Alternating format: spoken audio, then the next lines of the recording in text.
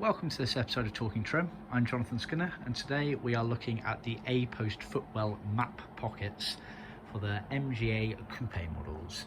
So originally all the MGA Coupes left with these pockets that were attached to the A-post panels and the footwells of the car. Just so you can see, it's these pockets here. They were on both the driver and passenger side, although a lot of people do speculate that the driver's side one does kind of get in the way, so some people choose not to fit them, but originally they left with them on both driver and passenger sides. They're a millboard material. We've trimmed these in vinyl, which was the OEM spec for them, and then on the inside we've actually used wool cloth, so massively upgraded. We like to do that with a lot of our kits as it's a much higher quality material. Originally they left with a fairly cheap PVC headlining material.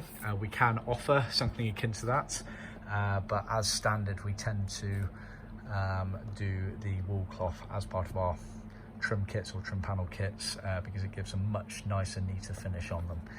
So just bear that in mind. See our website for the pricing on the different versions there.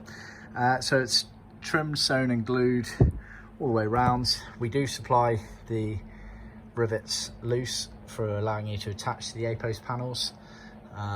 They're sold as a pair for a car set, but they're also included as standard as part of our trim panel kit, so just bear that in mind there. So yeah, that's pretty much it. Thanks for tuning in. Please remember to like and subscribe, add any comments that you wish, and of course please do share this with other classic car enthusiasts out there. Thanks.